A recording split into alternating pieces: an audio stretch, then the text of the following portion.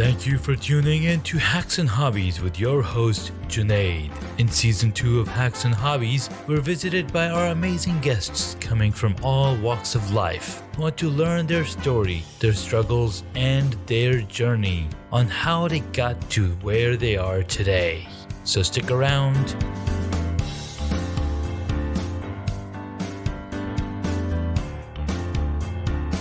In this episode, we get to speak with Toni Bubb. She's a professional lover of life.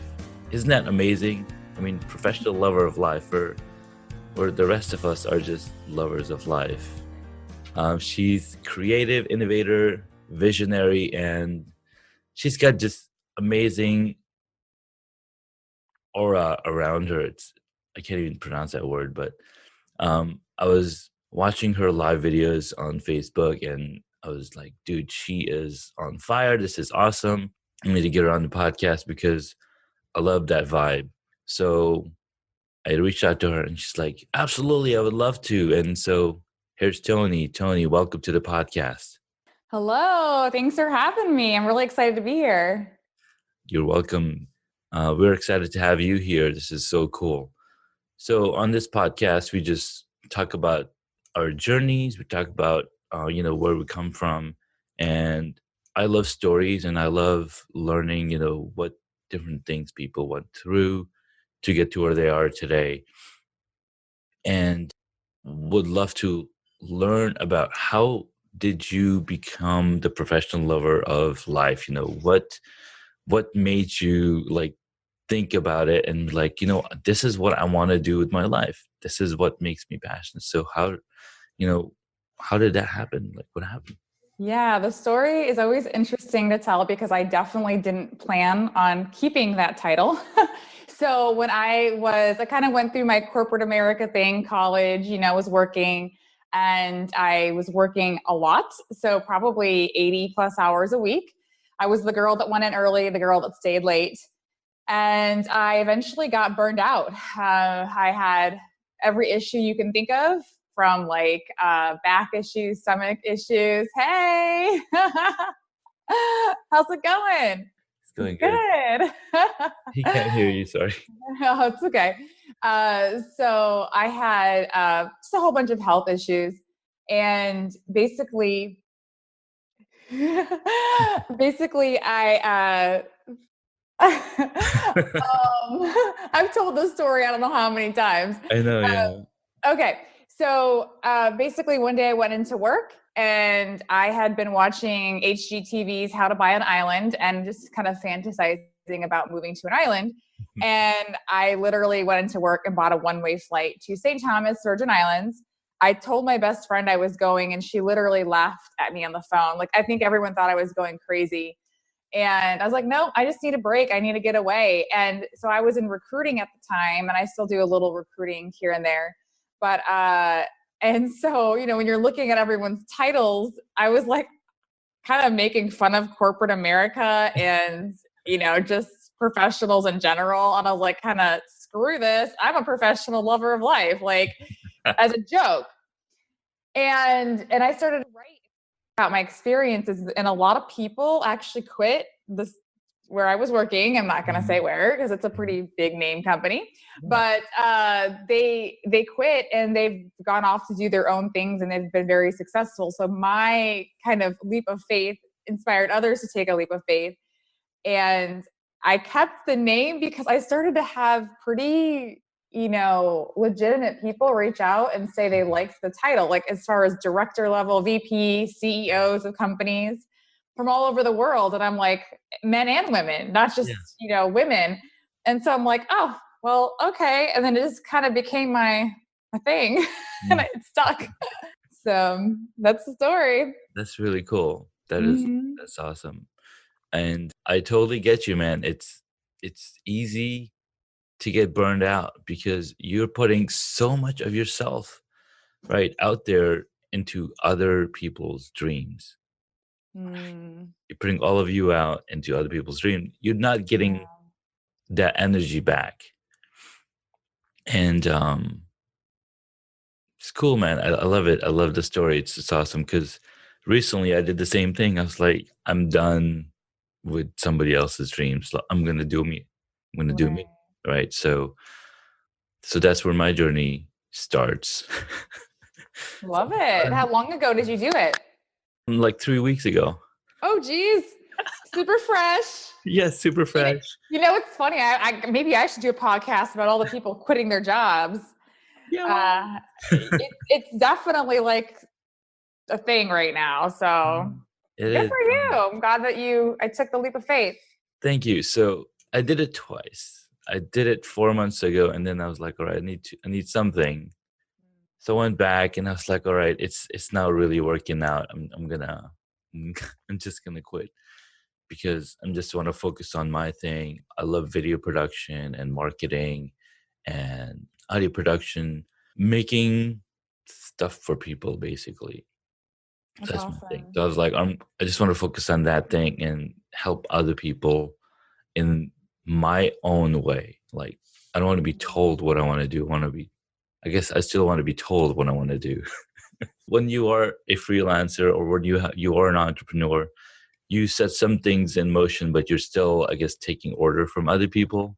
Not really Right. order, but I don't know what the word is. Well, you have clients, so you're Yeah, serving them, exactly. right? And I think you're bringing up a really good point that find that balance between like going off on your own and remembering that you're still servicing someone at the end of the day. Yeah. I think people sometimes forget about that part and Yeah. how to set boundaries. And a lot of things that I do with some of my clients that have left corporate and they're trying to transition over, I say to them, who is your ideal client? Hmm. Like, you have the power to create that. And I think a lot of people just want to take whoever they want to get paid money. But it's like you can create who your idea, like my hairstylist. She's like, I don't want to deal with super dramatic like chicks. I want cool, laid back people like you. Hmm. And so she'll turn down people. So having that power and knowing that you have that ability to create the kind of clientele that you want that are cool, fun people to hang out with. So like yourself. That's right. So I want to find people like myself. So then it doesn't feel like that I'm working for somebody else, Right, but I'm right. also helping them achieve their goals and their journeys, and by being good at what they want to do. So some of the things that I'm working on is a video course on how to use your smartphone better and make good videos with it. I could probably use that. Okay, awesome. I'm So the laziest video shooter there is. there's no such thing as lazy. We're very I guess it's easy to label the word lazy, but Mm. all software programmers are super lazy. And because they're lazy, they'll come up with ways to solve a problem. I mean, that's why we have genius inventions of software, because people are lazy and developers, they'll come around, oh, I can do it this way. Like, that's why we have for loops and next case I forget all my programming terms. So, so You're yeah, but slacking. yes, exactly. Everybody's slacking You and get it? Slack, because a lot of programmers use Slack. exactly, they do. They love to slack. I'm on Slack. I mean, they literally made a business out of it, which is hilarious. It's kind of funny. I just actually got that. Like now, I mean, I never knew programmers considered themselves as lazy. So I learned Mhm. something new today. Yeah, and same with artists. I mean, it's in human nature to be lazy, right? That's why we Mm. have so many different tools that can help us make do things more efficiently. And like recently, I was watching John Oliver talk about automation and how like through the ages you've heard people say, oh, the machines are coming, they're taking my job, right? They're shipping my job offshore. Other people are taking my jobs. We don't have industrial jobs anymore. And he was like, it's not even that we're shipping off jobs. 50% of the jobs are taken by automation, Mm. robots. And so what's interesting is that, and it's funny that we end up in this spectrum of talk I mean, working for somebody and then your job getting eliminated because now we've hired a robot to do your job. Yeah. So he was making fun. He's like, well, they're never going to find a job, or they're never going to replace me with a robot, because who's going to waste 90 seconds talking about different countries and how silly they sound like for 90 seconds, because robots are all about efficiency. Like, take that. Well, I actually think the automation thing, I think that people are looking at it the wrong way. I mean, when you say lazy, I think lazy means that you don't have an interest in doing something. Mm-hmm. And so when I'm really excited to do something like shoot the videos, I like the shooting the videos part and coming up with the ideas. Now, do I like the editing part? Oh, Heck no. no. So, automating those tasks that us humans, those tedious tasks that I don't think most people like to be doing, that are monotonous and Yes. which sucks our energy out, so that we can be more human in our interaction with our clients. And, I think that's why automation is great. I don't think the human interaction is ever going to completely go away. Oh, no. It won't go away. We'll just become managers of things. Because Right. we still need floor managers. I mean, I saw the video of Tesla's floor, right? Because they say we have all these robots to build the cars, but there's still a lot of people that are managing these robots. Same with Amazon facilities; they have a ton of robots. They go pick up these packages and bring them out. But yeah, you're absolutely right. It's some of the tasks that can be automated need to be automated, and it truly makes our life like a lot easier. So it just goes down to, okay, people who are losing their jobs to automation either need to have a career change or learn something that the human mind, like, because the human brain is amazing and we can do so many things. I mean, we're sitting on top of giants like right now. Like, who thought that we could have a conversation over miles and miles without having to be in there in person? I mean, we've come a long way, and we've got a long way to go as well. So yeah, people just need to look at it like, okay, I can't do that job anymore. Let's see what else I can do. And that's the other thing we're seeing with this new generation is the millennials. I guess we could label it is, they're building their own careers. They're building their own platforms to work around. And it's just really, really amazing. I agree. I think there's a lot of potential out there. And, kind of to speak to the management portion of it, I think that's an area that needs to be focused on more. I think there was a post recently by Oleg, on LinkedIn. He's pretty well known. Mm-hmm. And it was talking about micromanagement. And I actually wasn't the biggest fan of the post. And because I don't like people complaining about micromanagement and not understanding why micromanagement is in place. And I believe, it's a combination of three factors. And one being is that not everyone's meant to be a manager, and also people aren't trained. And when I say trained, because a gentleman responded to that post and he's like, well, I've been through all the training and it's all the same stuff and it's not effective. And I go, I'm talking about emotional intelligence, conflict resolution, communication. These are the skills that, especially our communication skills, that because everyone's using technology so much anymore, people don't know how to have real conversations in real life anymore. Absolutely. So, these are the types of things, if we're going to be growing leaders and managers, you need to know how, even if you're just overseeing a robot, because you need to be able to communicate to another human being how to fix that robot. Exactly. So, yeah, I mean, I think there's a big gap there in opportunity for leadership and management training in a whole different way. Oh, absolutely. Communication and having that empathy, even, right? To connect with another human being is super important, because sure, you can't feel what they're feeling, but have some type of emotion to relay that, hey, I don't know what you're going through, but I feel your pain, sort of, I guess.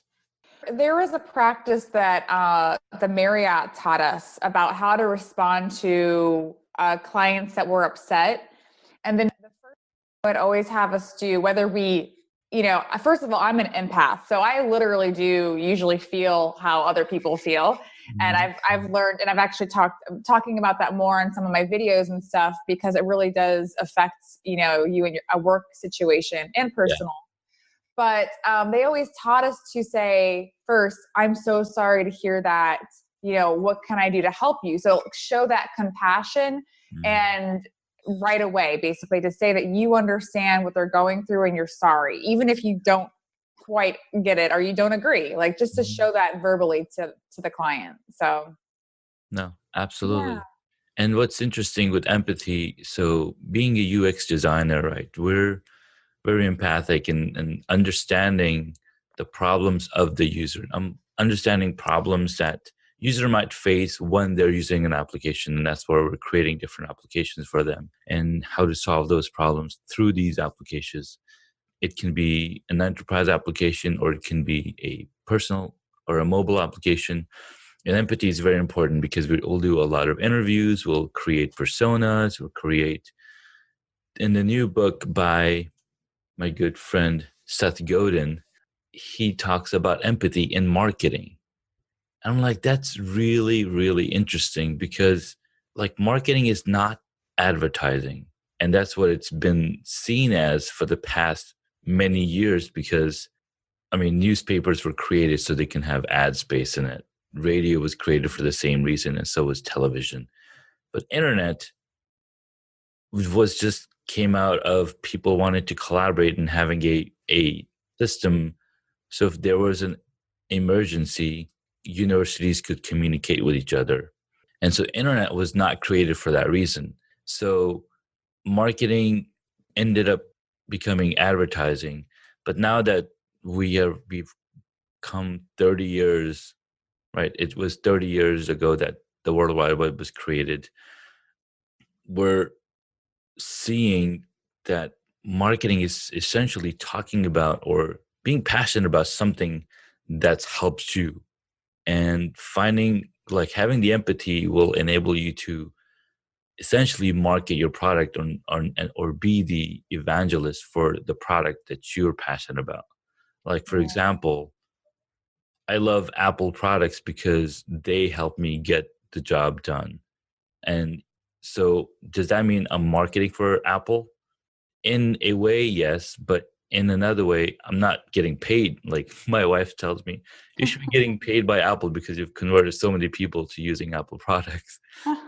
Yes, I'm just an evangelist. I just want people to have a good experience. And that's what it comes down to. So empathy in marketing, again, you're understanding what your users are going through and solving those problems for them. Well, I think you bring up UX design, and I think that's a role that not many people are still familiar with, yet it's probably one of the most vital roles in creating a website. And especially speaking about feelings, immediately when I go to a website, I'm like, how does this website make me feel? And also how you maneuver throughout the website, which I believe is UX or UI, the user experience, right? User experience, and then the user right. interface. Yeah, which also can cause emotion if it's frustrating. So I think that's a big part. I don't think people really know that. A lot of people, that just go to a website, they don't know all the behind the scenes, and that's, to me, one of the most vital parts of building an effective website or application. So, that's a really good point that you bring up, because being in the UX world, and a lot of people, like, there's so many more UX entrants in the past few years that I'm like, all right, this is getting saturated. But you're right, not a lot of people know about this, because just like I don't know anything about building a road or laying foundation down. I right. don't know, so there's a lot of people that just stay in their own lane, right? They're like, I'm just focusing on this specific aspect of life and work, and I'm just going to go all in deep, and I'll know everything else everything around it. So being a UX designer, I look around, I just see other UX people because that's all I know. So I'm making an effort in going and finding other people that are in different lanes. I'm like, hey, come over here and tell me a little bit about your lane and how you operate in this.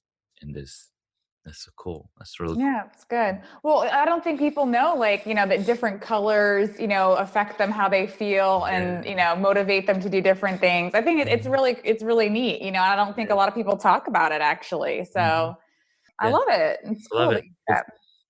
Thank you for bringing that up because that's something that I was struggling with myself. Like, what color? And I'm attracted to red and blue a lot.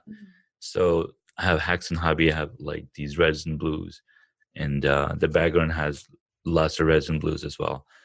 Because for my company, Humble Zone, I'm trying to come up with, okay, I need colors for the website. What color should I go with? So I'm gonna go back to the color wheel and what the different emotions they evoke. I'm like, okay, this is what I need to do.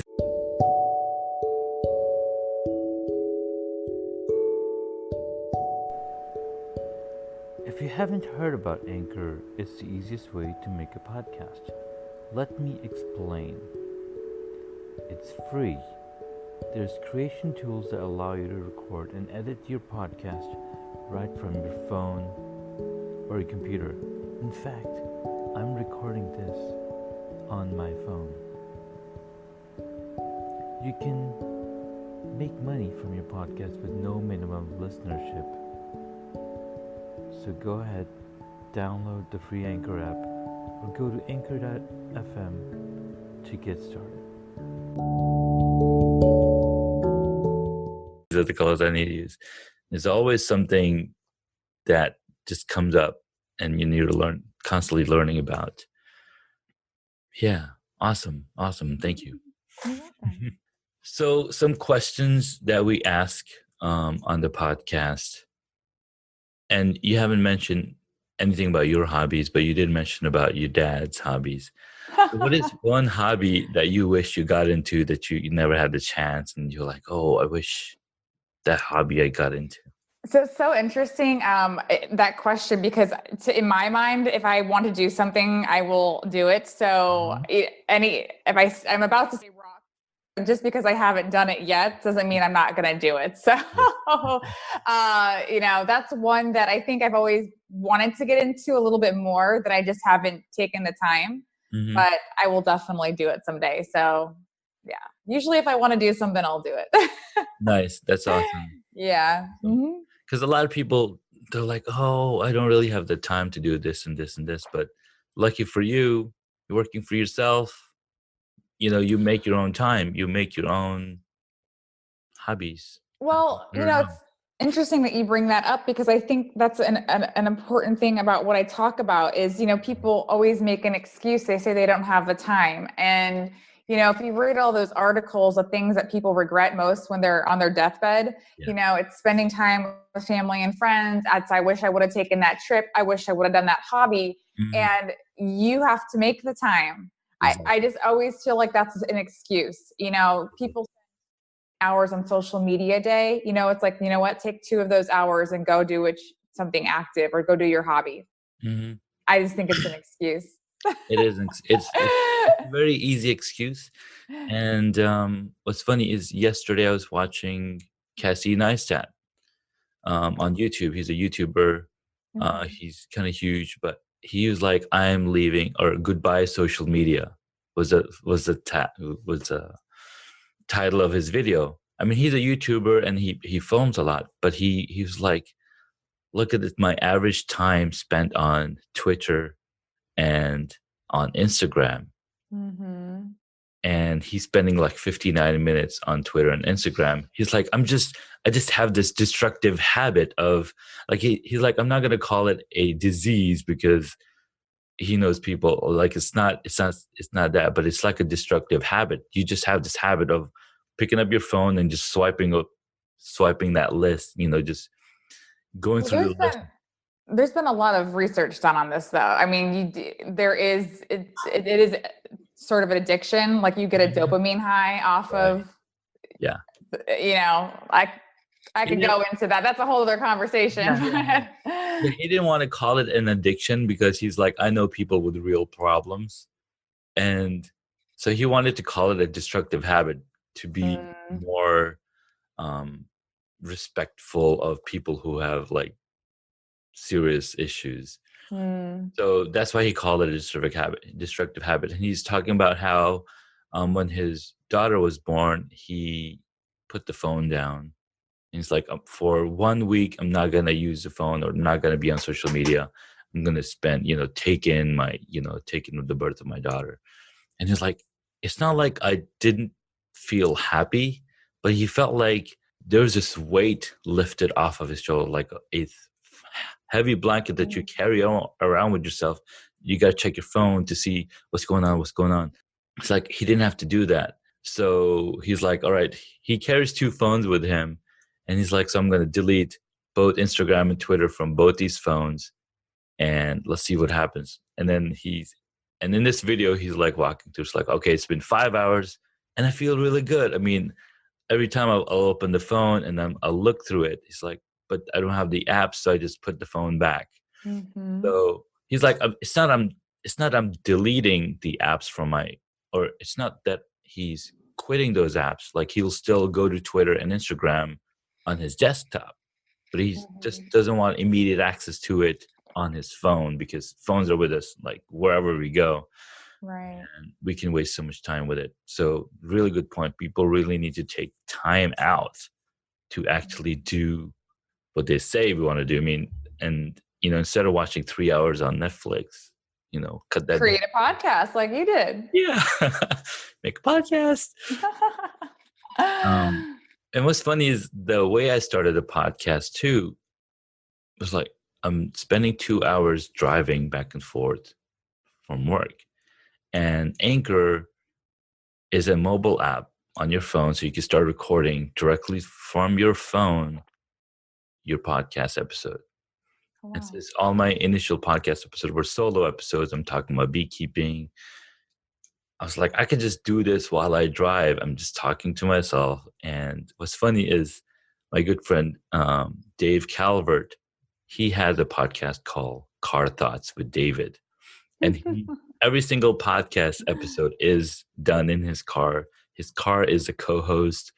And all the interviews that he's done is also in the car. It's really cool. That's funny. Well, Yeah. Hey, that's a good way to, make a positive out of your commute. Exactly. Either listen to audiobooks, podcasts, or make a podcast. There you go. I tried learning Spanish, but that wasn't very productive when I used to have to commute. But I would say Duolingo is a really good app for that. Oh, I love Duolingo. I started it a couple of years ago, and I started learning like 3 different languages. I was like, come on, that's not going to work. And so talking about making time and doing the commitment, and there's this YouTube video I watched, and the guy's like, what happens, like New Year's coming, you sit down on the couch and you're like, all right, I'm going to do these things next year. And you make a whole list of things that you want to do, your resolutions, right? And even though you go working out twice a month and you're like, oh, I'm going to go twice a week. He's like, if you just look at the numbers, that's 600% more than what you were doing before. It's not going to stick. It's not going to stick for a long time. So he said, instead of doing that, just do it once a week. Just add it a little bit at a time. Do that for 3 months. Then add it, then make it twice a week. Then add it, go do that for 3 months at a time, because like we can't handle that much change, and we'll end up falling behind and be like, oh, that didn't continue. So maybe I did the same thing with the Duolingo. I was going to say, I think the problem is 2 things: that people usually want the end result of the change right away. Yes. And then they try to take on too much at once. So it's not even that they're doing too much of one thing. It's that because usually most people are stressed out and it's causing whether it's, weight issues or, anxiety or whatever it is, they try to do all these things. And, that's why I was building the platform I was building before, was so that you can focus on one area, which is the core issue. So even when I work with my clients, I'm like, let's focus on one core issue before we get into even the career change. Because, the one thing I didn't like about when I was coached by some people is they would literally give me like so much stuff to do at once. And I was like, I told you I have anxiety issues. Like, I'm stressed out. I'm like, and you want me to work on this right now? Like, so I think that's the problem, is that it's just unrealistic. And like you said, like the human brain, if you're already overwhelmed, which most people are, they're overwhelmed. They've got families, they're working, they're going through other changes, and they've got other family members that they're taking care of outside of their immediate family.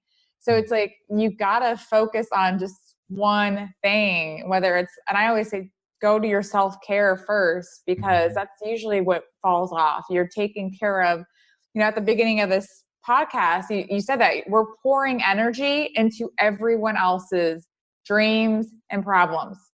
Why don't we pour that energy into ourselves more? Exactly. And I think, and this came to me yesterday, was the reason we do pour it and our hope, like our energy, into other people's dreams rather than our own, is it is easier. Like, when I go to a job, I know what list of things I need to work on. Like, somebody's already created the list. You come here, you talk to this person, get this stuff done, and then you're done for the day. So somebody's already made the list for you, so it's easier. And that's why people sit through hours in traffic, because they want to go to their comfort zone. Thank you for listening to Hacks and Hobbies. You can find additional information on the guest today on the website hacksandhobbies.com. Please feel free to subscribe to the podcast so you don't miss out on upcoming interviews with amazing guests. Right. But when you do stuff for yourself, it's super hard. I was just talking about this, I've had several of these conversations recently, and all the fellow entrepreneurs out there, and I'm not by any means judging anyone. Right. But I don't believe that entrepreneurship is always accurately represented on social media. And that's why it looks like this glamorous, like, oh, I'm getting speaking engagements and I'm getting, this award and I've got this client. I'm like, when I was going through my startup, I would talk about all of the ups and downs, and no one talks about the taxes and, figuring out how to make it, the first 3 months, the first 6 months, the first year, no one talks about all that stuff. Nobody talks about it. No one talks about how, I was bootstrapping. So I was still, doing contract work, until we got funding and stuff. So they talk about it, but in more of like a nostalgic kind of like reminiscing on the past, like, oh, I've been through that. So, I feel like you should never talk about like super, super in the moment or still going through it. But, be realistic about entrepreneurship, because not everyone else is made for that either. And that's why I feel like there are some organizations out there, but I feel like there needs to be like a way to find your tribe kind of thing. So to support you through that. You're absolutely right. And what's interesting is you will have, like, people have created, or companies have created, these mastermind groups where, like, I think I saw an ad for, hey, if you're a CEO, come join the CEO group. I think it was on Facebook, and you're paying a monthly fee, but you're talking to other CEOs that are facing problems, that are facing the same issues that you might be facing. Right. It's like, that's a really smart way to go. And then I saw more and more of it when I joined the community on Facebook for podcasters. And I'm like, whoa, this is really cool, because everybody is talking about my talking in my language, and I can totally tell them and help them on what they need to do and get moving to the next step. Yeah. Love it. All right, we got some questions left, and then we can see what you think. All right. So, what is your favorite movie or TV show? And if none, how about a book? I don't watch much TV, but I've actually been trying to watch more of it because I need to get out of my left logical brain. Mhm. And so when I do go to TV, it's usually humor. And so I love the Goldbergs. Oh my God. Funny. Yes, because it's set in, the 80s. And I just think it's hilarious. It just makes me laugh every time. And I like that it's creative.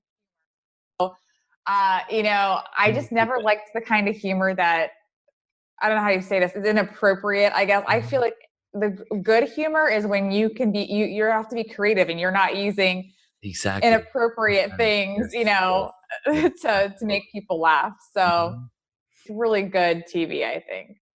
And it It has is. lessons in it too. It's great all around. It's really great. You're absolutely right. So, Hmm. talking about, having funny stuff and not be profane is Yes. like, I love that because now I can share that with my kids. I can share those jokes with my kids. Right. And there's this new group on Facebook called Drybar Comedy. Oh, okay. And it's hilarious. And they don't use any profanity because it's a dry bar. I guess when you're not drunk, you don't cuss. I get it. Like, okay, that makes sense. Funny. All right. What is your favorite superhero? I would have to say it's Superwoman because of the Truth Lasso. So, You mean Wonder Woman? oh, Wonder Woman, that's right. I'm so sorry. Oh gosh. Yes, Wonder Woman. Thank you for the correction. Mhm. So yeah, I just, as an empath, I can usually tell if people are lying. So I just, does not sit too well with me. And everyone, I think lies on accident. Like that's just because of our memories and our brains.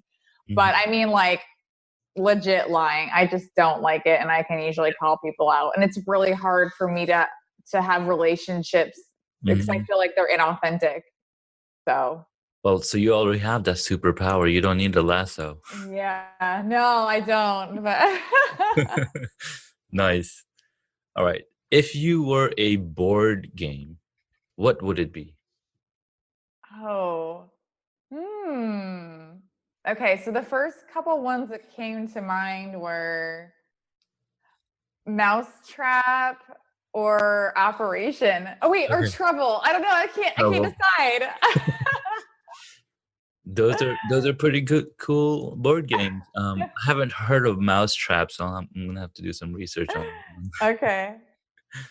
But wow, They're like interactive board games. So they're, okay. yeah. Okay, Yeah. awesome.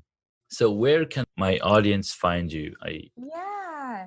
So I'm mostly on LinkedIn. Okay. That's where I kind of focus a majority of my time. Mhm. And then on Facebook, I do After Dark series. So that's more so when I just kind of of, just talking about deeper, darker topics that, most people don't like to talk about. And I talk about them at night. And my website is Toni Bubb. So it's TONI and then BUBB.com. So Mhm. those are the easiest ways to find me. Mm-hmm. Perfect. Thank you so much for sharing. Yeah. And so where did the bub come from? Because I noticed that's not your name. Or is it? It is my name. That's my Okay. last name. Oh, perfect. Okay. And that's English. So that's for my dad's side of the family. Mhm. And I actually eventually want to, I actually own the domain name heybub.com. Oh, nice. And so I had this idea, when I first got into entrepreneurship, I wanted to create really funny, cool t-shirt names, kind of making fun of like work stuff. Like, hey, Bub, like, how was that meeting? Like, which one? I'm on my way to another one. Like, funny stuff like that. I definitely want to do something with Hey, Bub someday. I've got a logo for it and everything, but time and place. Nice. Working on some Nice. bigger things right now. Yes, of course. You'd be surprised on how like people would be working on something big, but then it's those tiny things. Like my friend, she's a videographer, but she absolutely loves baking. It's like you should do Ah. something with baking, like just create these short videos. He's like, that's a good idea. I'm going to do a series of trying out these recipes. And it's like, yeah, just do that, So we'll see where that heads out. But yeah, it's when you create something that you're absolutely passionate about and it just blows up. And the one example that I can share, he's an actor. He played a lot. He played a lot of movies. That's true, Jen. Oh, that guy. That guy. If it was my sister, me and my sister, she'd probably, I say stuff like that and she guesses it. I'm like, that one girl in that one show? And she's like, yeah, that girl. I'm like, how did you know that? Sorry, we don't have that family tie. So Right, we don't. So he was I think he was in Looper, and he was in Inception. Joseph Gordon-Levitt. Okay. So he was on Tim Ferriss's show, and he talks about how him and his brother created Hit Record, and they were like, it was just a fun project, and people would just come here, and then like 6 years from then, there's TV shows coming off of it that are getting funding. There's movies that are coming off of it, and it's like I started out as a hobby, and now looks like it's becoming something really big. And he's like, he's already an actor, but he's like, it's so much passion, and the community is like 500,000 people in there. And you could just go there and you could pick up projects. You can pick up somebody's written a poem and you can say, okay, I'm going to do spoken word for this. So you can do all sorts of things. It's really awesome. I love it. I've heard a lot of stories like that, actually. I know one entrepreneur that was working on something, and they were kind of like, they were in this really sticky situation, and then they accidentally came up with this app called Fuji, where you can just and it's been in movies and all that stuff, but you can just it's like an emoji that's the shape of a piece of food, and that's how you order, basically. That's so cool. Yeah, and it's like totally blown up, but it was like they just kind of were twiddling their thumbs. They were about to run out of money, I think, for their other concept, and so that's where the magic happens. It does. When those dark corners. Well, Toni, this was a lot of fun. Thank you so much for coming on the podcast. I really wish you the best. Thank you. And we'll certainly keep in touch, entrepreneur to entrepreneur. Yes. And anything I can help you with, please reach out. Sounds good. I appreciate it. Thanks so much for having me, Junaid. Absolutely. Thank you so much. Okay, bye. Bye. Congratulations, you made it to the end of the episode. Thanks so much for listening to our guest on this episode. Please send me an email at junaid@hacksandhobbies.com to tell me what you loved about our guest today. You could find links mentioned in this episode on the hacksandhobbies.com website.